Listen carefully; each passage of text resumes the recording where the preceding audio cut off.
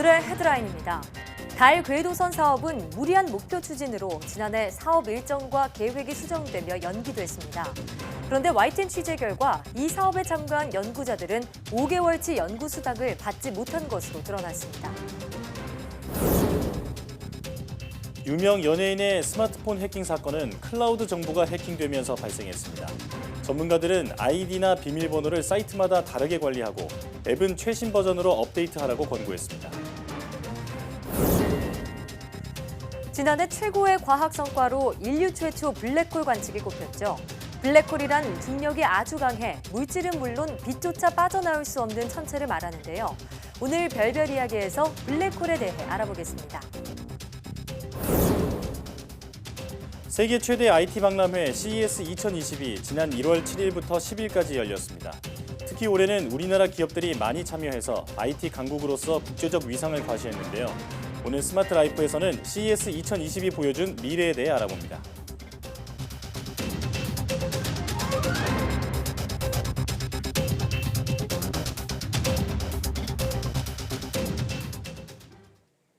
여러분 안녕하십니까? 사이언스 투데이입니다. 달 궤도선 사업은 우리나라 탐사선을 달 궤도에 보내기 위해 2천억 원 넘게 투입되는 대형 국책 사업입니다.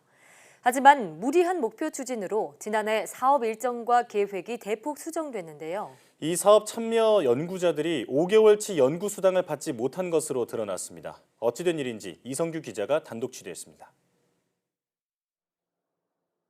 지난해 탐사선 무게 증가로 발사 일정이 연기되며 홍역을 치렀던 달 궤도선 사업. 이 사업 연구자들이 연구 수당을 받지 못한 건 지난해 6월 의결된 사업 계획안이 빌미가 됐습니다. 사업안에 인건비와 연구 수당을 2019년 6월부터 12월까지만 지급하기로 했기 때문입니다. 사업이 계속된 1월부터 5월까지 5개월치 8억 5천여만 원이 빠진 겁니다. 당시 사업단장은 달 궤도선 중량 문제 등이 불거지며 사실상 사업이 진행되지 않았기 때문이라고 해명했습니다.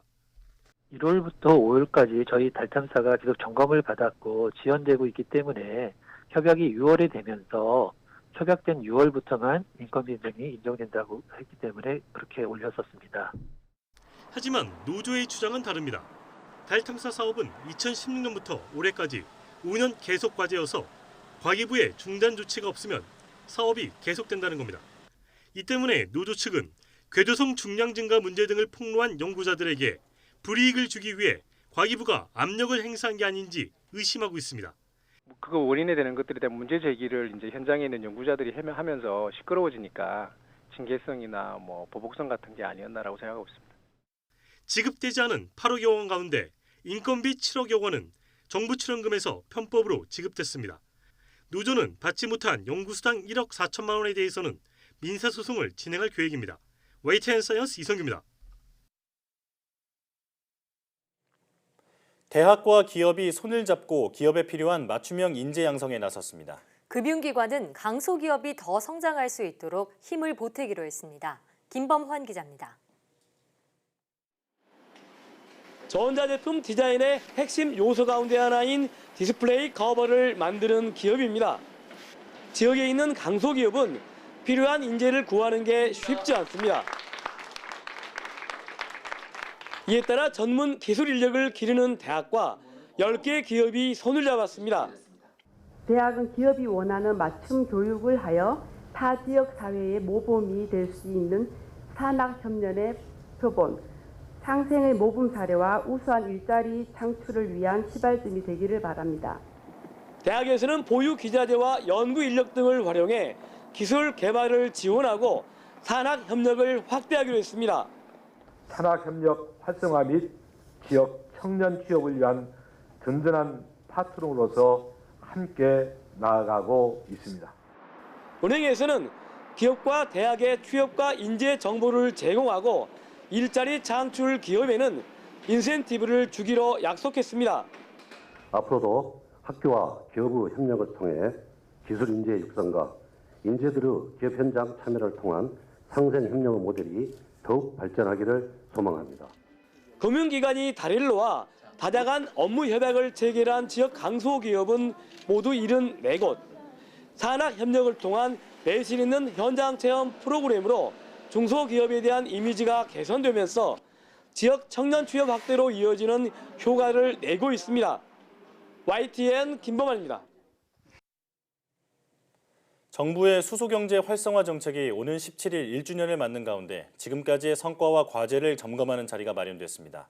산업통상자원부 성윤모 장관은 수소경제 활성화 정책 발표 1주년을 맞아 경기도 용인시에 있는 신재생에너지 업체를 방문해 격려하고 업계와 간담회를 열었습니다.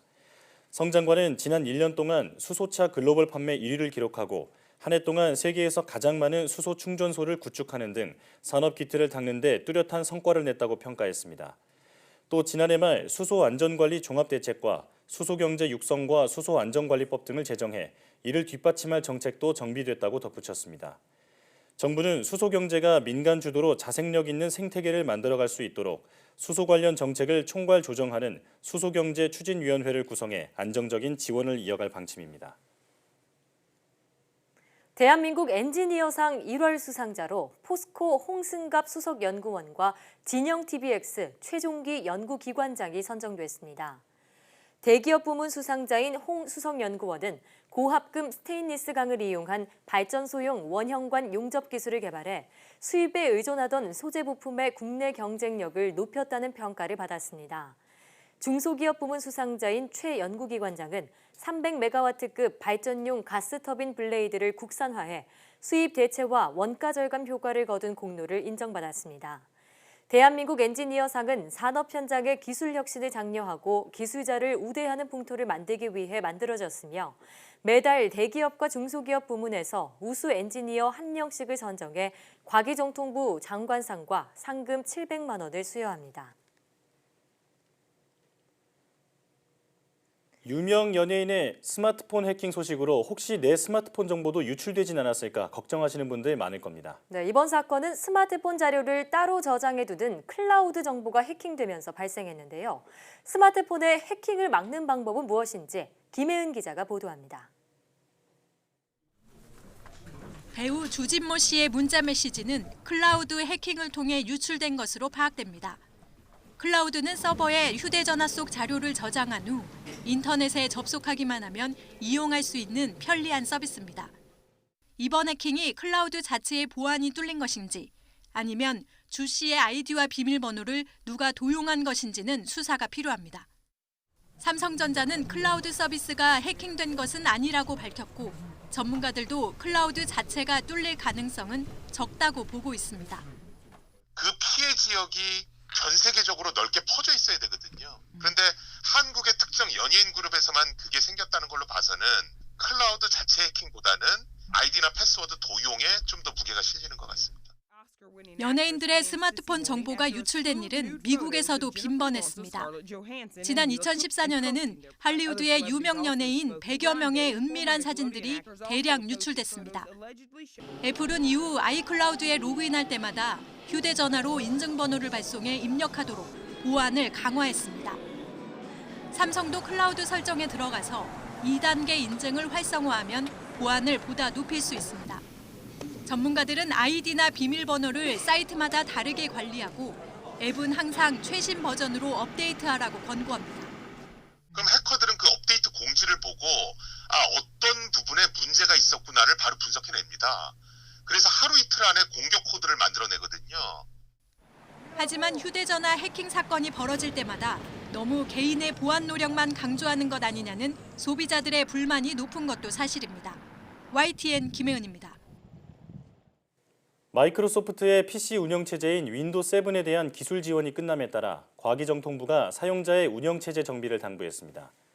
과기정통부는 기술 지원 종료 전 마지막 정기 보안 패치가 이뤄질 예정이라며 윈도우 7 사용자는 보안 패치를 실시하거나 운영체제를 업그레이드 또는 교체해야 한다고 밝혔습니다.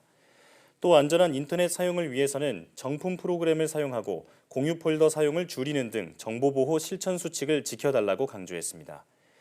과기정통부는 보호나라 홈페이지를 통해 국산 개방형 운영체제 정보를 제공하고 있으며 사이버 침해 사고가 일어날 경우에도 이곳으로 신고해달라고 당부했습니다.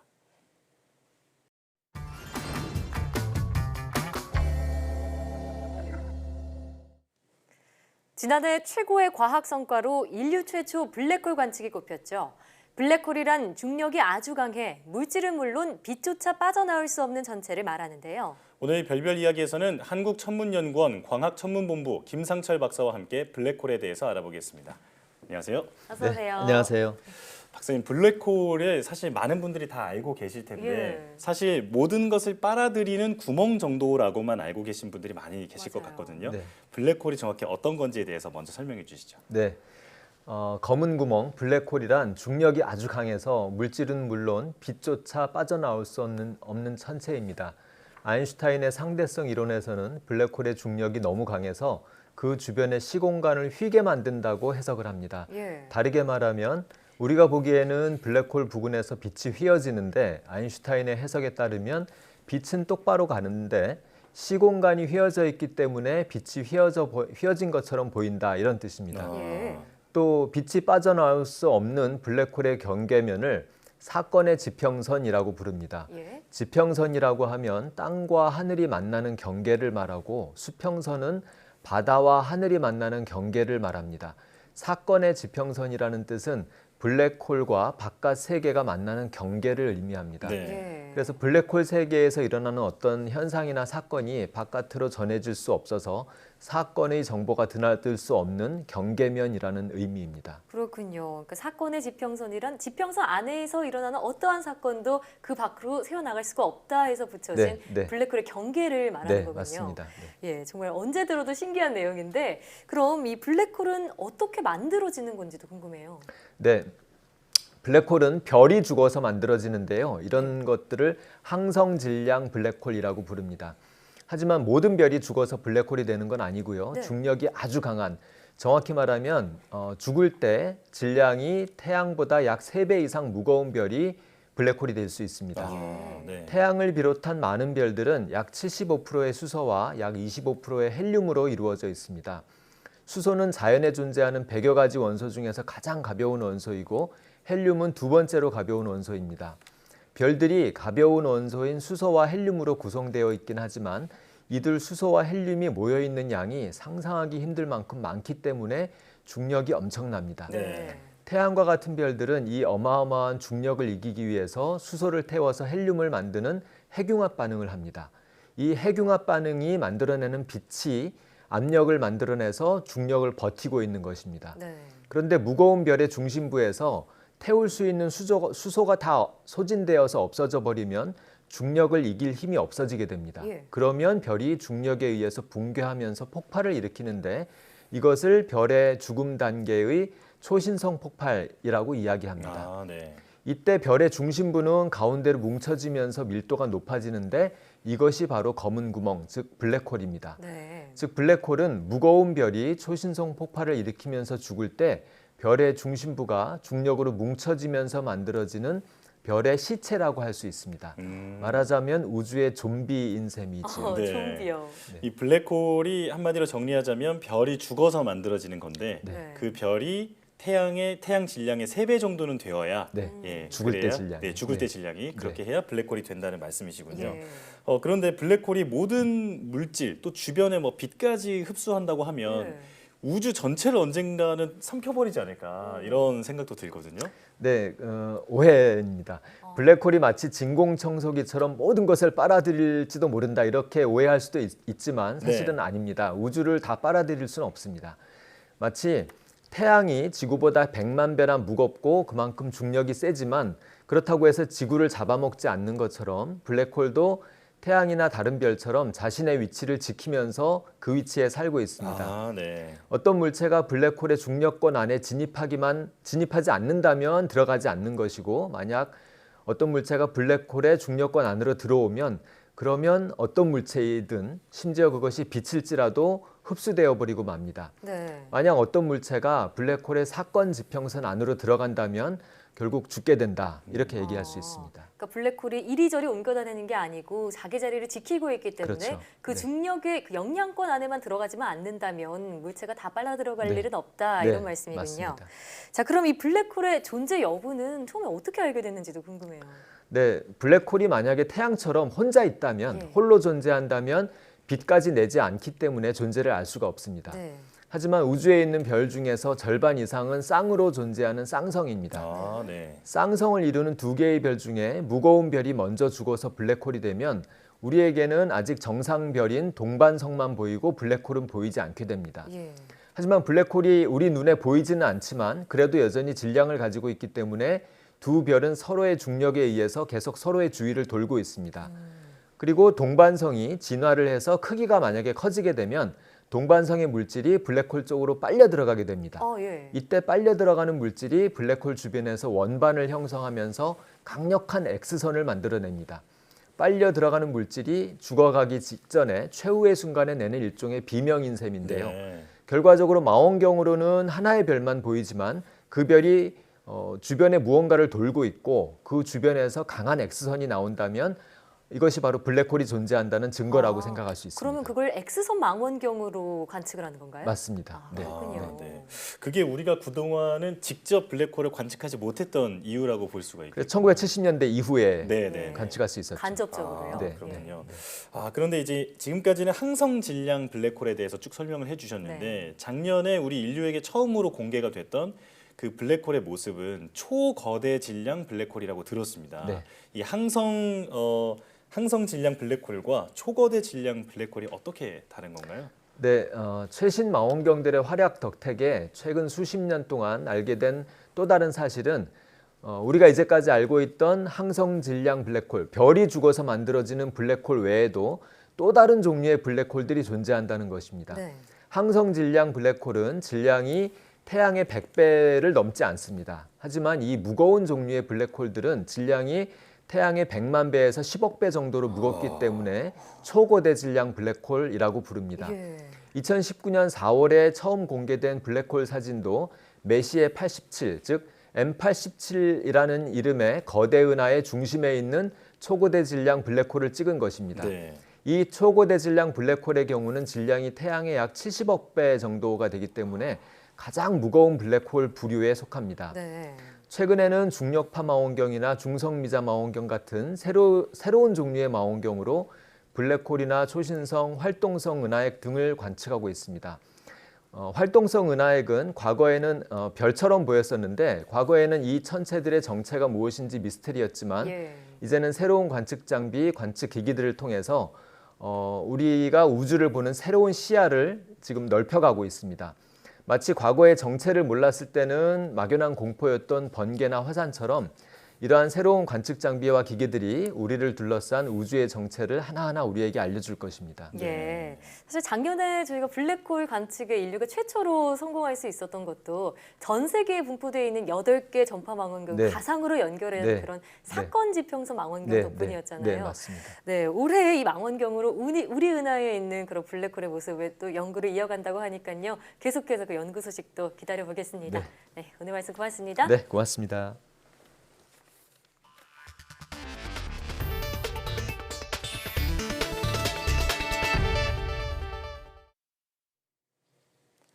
이화여대 국제대학원 김은미 교수 연구팀이 미국 게이츠 재단의 연구비 지원 사업에 3회 연속 선정됐습니다.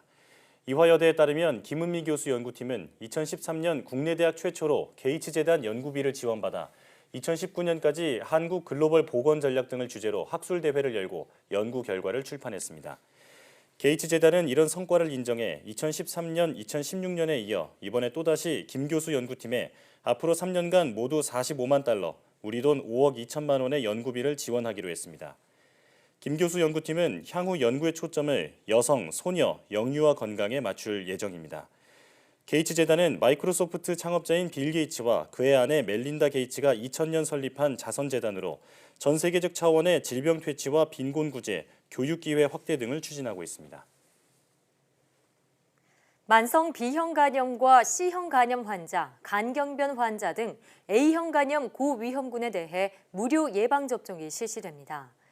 질병관리본부는 1970년에서 1999년생인 23만 명 가운데 이미 예방접종을 맞았거나 항체가 형성된 사람을 제외한 약 7만 8천 명이 접종을 받을 것으로 예상했습니다.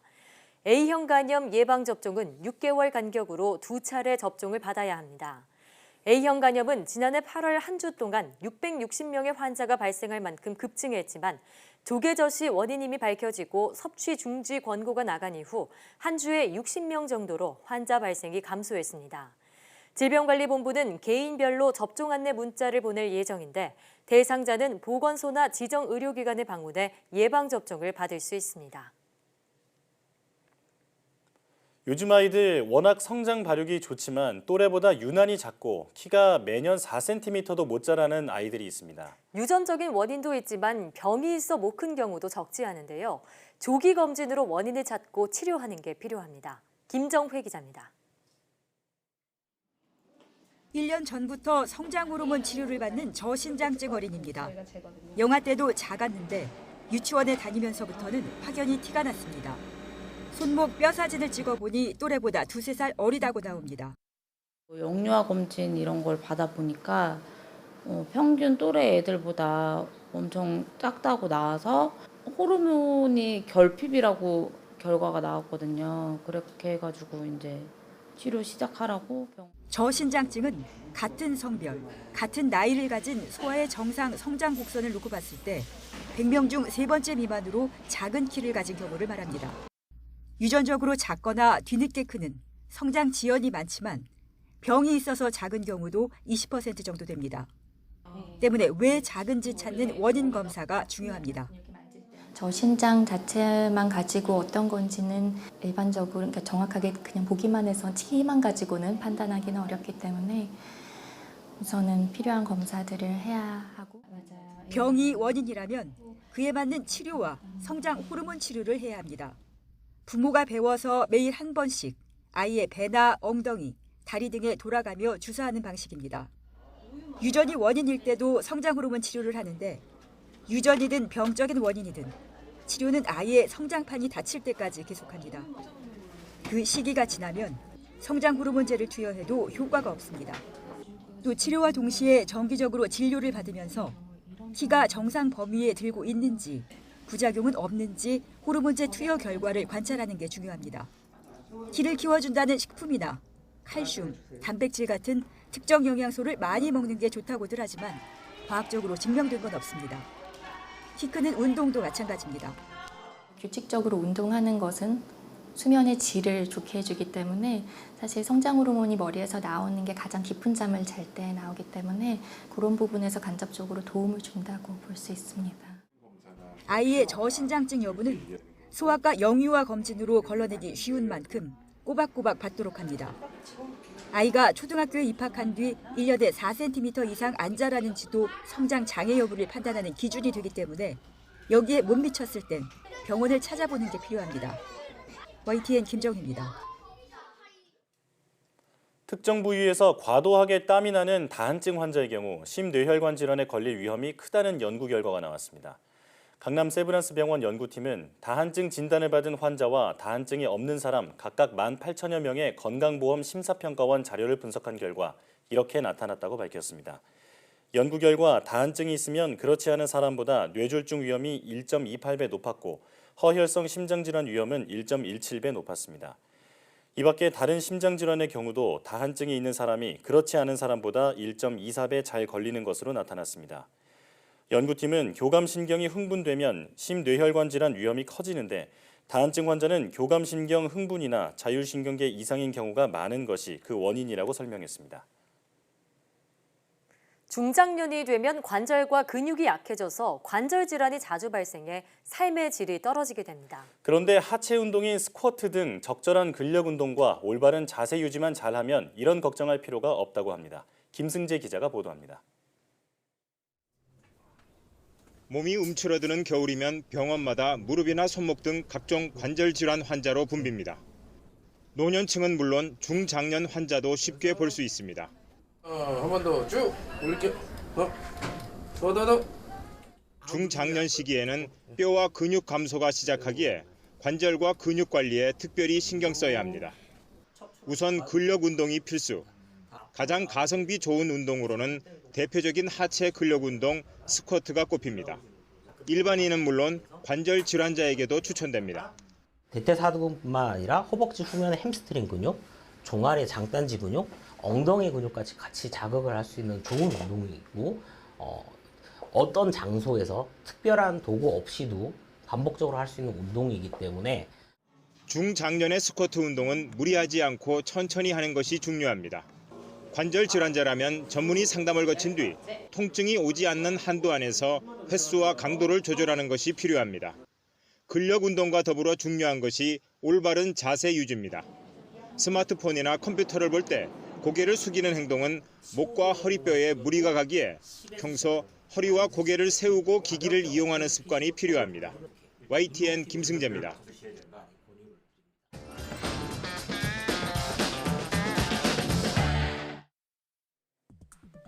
한 주간 화제의 뉴스를 뽑아보는 사이언스 핫5 시간입니다. 이번 주 시청자들의 눈과 귀를 사로잡은 과학 뉴스에는 어떤 것들이 있을까요? 5위부터 만나보시겠습니다.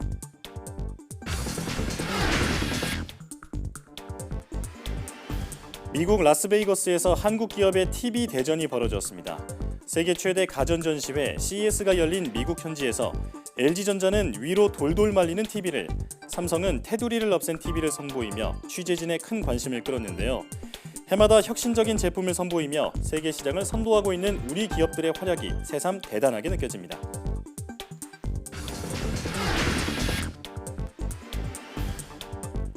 이번 CES에서 세계인의 이목을 끈 또 다른 주인공, 바로 로봇과 AI 기술입니다. 자연스러운 표정을 짓고 독자적인 생각마저 가능하다는 이른바 인공인간과 공 모양의 동반자 로봇 볼리까지 가까운 미래, 인간과 더 가까워질 첨단 기술들이 우리 생활을 어떻게 바꿔놓을지 벌써 기대되네요.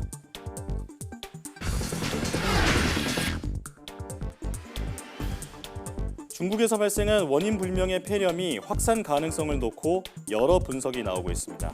폐렴 원인이 신종 코로나 바이러스로 알려지면서 이번 폐렴이 2002년 수백 명의 목숨을 앗아간 사스와 유사하다는 분석이 제기되기도 했는데요. 사람 사이의 전염 가능성을 배제할 수 없는 상황에서 바이러스 확산을 막기 위한 선제 조치가 필요해 보입니다.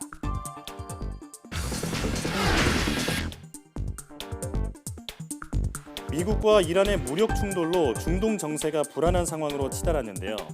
그런데 미국이 이란 군부 실세인 솔레이마니를 공격하는데 최첨단 드론을 사용한 것으로 전해지면서 드론에 가공할 만한 위력이 드러났습니다. 전쟁 영화의 단골 소재로 등장했던 드론, 현실에선 얼마나 더 잔인할 수 있는지 과학기술의 씁쓸한 뒷면을 고스란히 느끼게 하네요.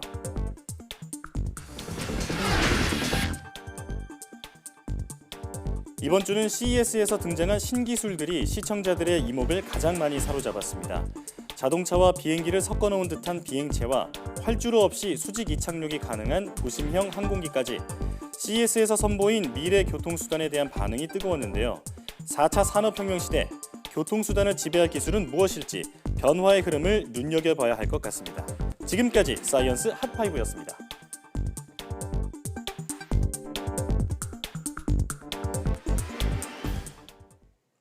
최악의 산불로 야생동물의 낙원으로 불리던 호주의 거대한 숲이 불타면서 수많은 동물이 목숨을 잃고 있습니다.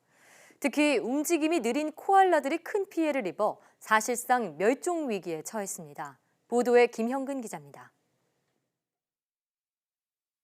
거대한 불길이 무서운 기세로 숲을 집어삼킵니다.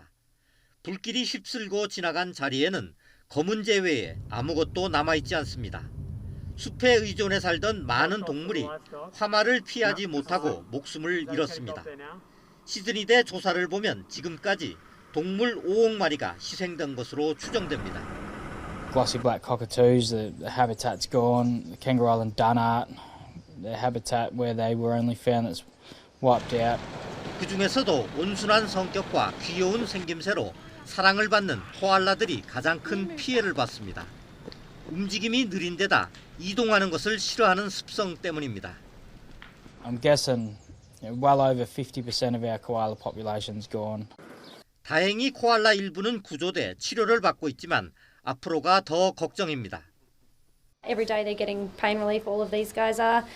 We're also treating them for severe burns on a few of them, minor burns on others. 이번 산불로 코알라 서식지인 유칼립투스 나무 숲의 80%가 불타 없어졌습니다.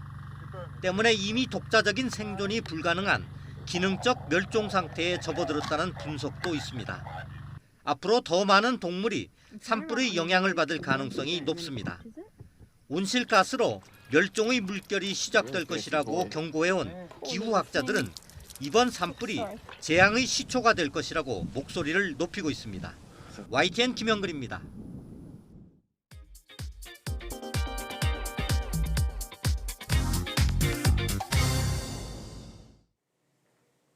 세계 최대 IT 박람회 CES 2020이 현지 시간으로 지난 7일부터 10일까지 열렸습니다.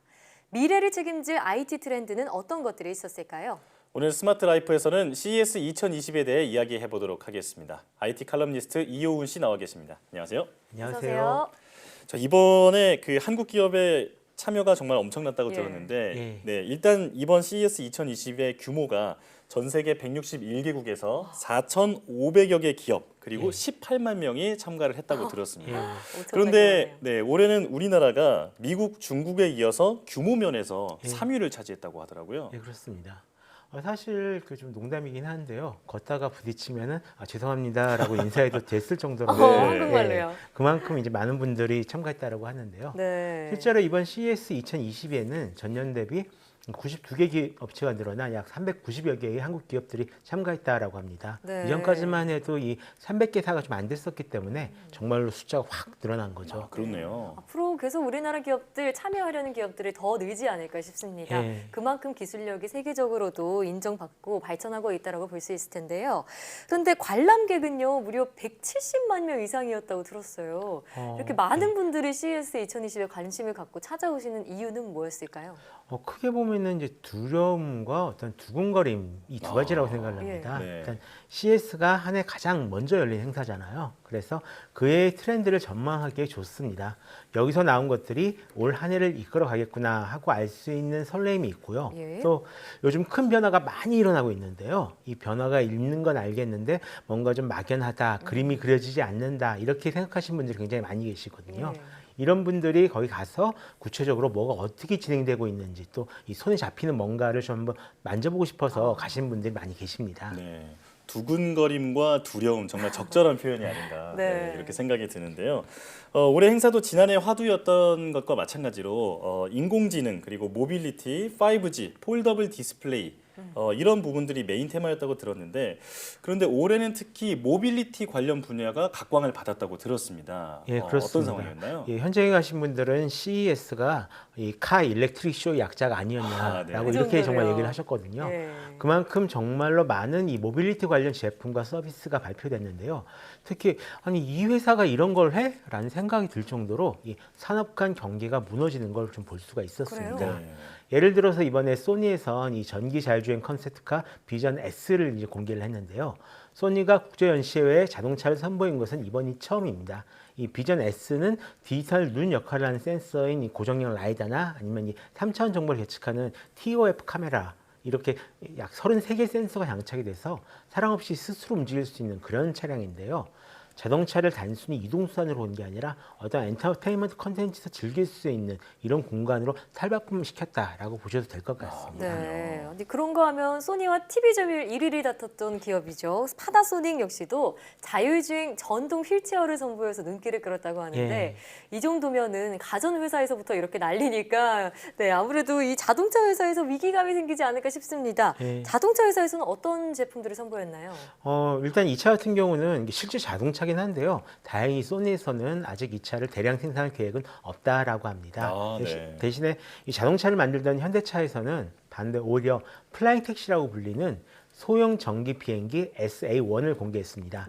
이 현대차에서 만들고 싶은 거는 사실 도시 교통 문제를 해결하는 그런 솔루션인데요.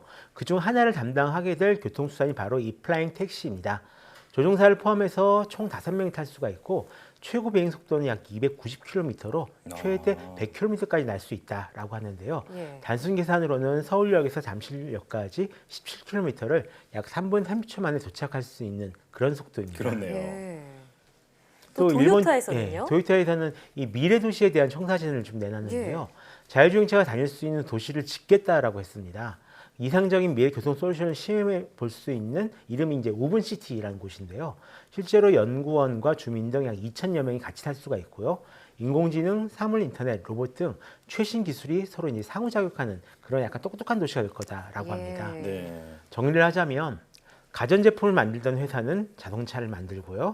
자동차를 만들던 회사는 항공기를 만들고 도시를 짓는 그런 시대가 되었다라고 볼 수가 있겠죠. 네. 이대로 가다가 몇 년만 지나면 뭐 하는 회사야? 라는 말을 했을 때 딱히 대답을 하기가 어려울 정도로 예. 융합이 많이 이루어질 것 같습니다. 지난해 계속해서 큰 이슈가 됐었던 인공지능은 올해는 또 어떤 이슈를 남겼나요? 사실 이제 인공지능은 거의 모든 분야에서 쓰이고 있다라고 이제 보셔도 되는데요. 이 스마트폰 카메라 앱을 비롯해서 음성을 인식하는 가전제품, CCTV, 로봇 등에서 좀 폭넓게 사용되고 있습니다. 다만 작년에는 이 인공지능을 스마트홈 집사처럼 부리겠다라는 이야기가 좀 많이 나왔다면 네. 올해는 그런 거창한 이야기는 좀 쏙 들어갔고요. 대신 앞으로 AI 가전이 어떤 방향으로 발전해야 하는지 그에 관한 이야기가 좀 많이 나왔는데요. 네. 저는 이걸 기술이 기능이 되었다라고 얘기를 합니다. 예. 작년까지는 이런 인공지능이 이런저런 일을 할 수 있어요라고 이제 말을 했다면 올해부터는 그냥 AI가 들어간 세탁기가 알아서 옷감을 파악해서 세탁 코스를 선택을 해주거나 네. TV 화질을 개선해주거나 하는 거죠. 그러니까 이용자가 뭔가를 비울 필요 없이 그냥 커피 한 잔 줘, 국수 끓여줘 하면 로봇이 알아서 만들어주는 이런 개념으로 바뀌어가고 있습니다. 네. 올해 CES 슬로건인 인공지능을 우리의 일상으로 이것도 일맥상통한 현상이라고 볼 수 있을 텐데요. 다양한 인공지능 기술들이 많이 선보여졌는데 가장 눈에 띄는 게 인공지능 디지털 아바타였다고요? 예, 그렇습니다. 이 삼성전자 산하연구소인 스타랩에서 만든 이 프로그램인데요. 가상인간 또는 디지털 아바타 프로그램입니다. 사람과 굉장히 비슷한 모습을 하고 있고 사람처럼 감정을 표현하고 대화를 나눌 수 있다라고 해서 화제를 모았는데요. 네. 사실 메인 스테이지를 제외하면 가장 많은 사람이 찾은 그런 부스였을 겁니다.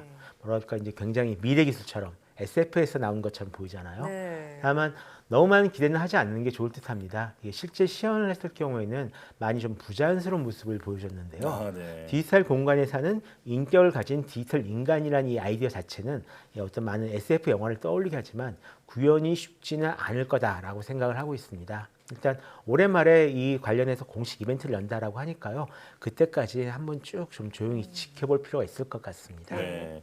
이 디지털 아바타가 배우나 교사 그리고 은행원 심지어는 판사의 그런 직무에까지 큰 도움이 될 수 있다고 생각하니까요. 네. 앞으로 어떻게 구현될지 기대해 보는 게 좋을 것 같습니다.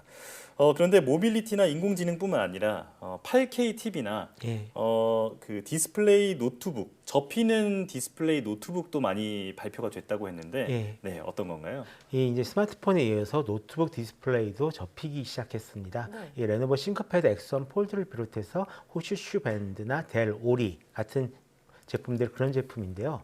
굳이 따지자면 태블릿 PC형 노트북 컴퓨터인데 화면을 반쯤 접어서 그 위에 이제 키보드를 올려놓고 쓰거나 아니면 그냥 화면만 접었다 폈다 하면서 쓸 수 있는 그런 제품이기도 합니다. 네. 이게 일단은 프로토타입이고 일부 제품은 올해 안에 출시될 예정이다라고 하는데요. 앞으로 몇 년간은 이런 폴더블 디스플레이를 채택한 제품을 좀 많이 볼 수 있을 전망입니다. 네. 또 이 폴더블은 아니지만 커브드 모니터도 많이 출시가 됐는데요. 삼성이나 LG에서는 게이밍 모니터를 좀 많이 선보였습니다. 이 게이밍 모니터 같은 경우는 안쪽으로 흰 원형 커브드인 경우가 굉장히 많은데요. 몰입감을 높이고 모니터 위치에 상관없이 눈과 거리를 동일하게 만들어 피로도를 줄일 수 있다라고 합니다. 그렇군요. 그리고 사실 이게 TV가 같은 경우가 CES의 진짜 메인 제품이거든요. 그렇죠. 가전이니까요. 예, 완전히 메인인데 사실 확 달라진 모습을 보여주거나 그러지는 좀 못했습니다. 다만 다른 해에 비해서 성능이 개선되고 가격이 점점 내려가고 있고요. 작년에 선보였던 롤러블이나 이 마이크로 LED TV를 올해는 드디어 구입할 수가 있을 전망입니다. 그렇군요. 이번에 그 공개된 기술들이 모두 상용화가 된다면 우리 삶이 얼마나 달라질지 상상을 하기도 좀 어려운 것 같은데요. 아까 전에 서두에 말씀하신 것처럼 두근거림과 두려움이 공존했던 올해 CES 2022 아니었나 생각이 듭니다. 네, 오늘 말씀 잘 들었습니다.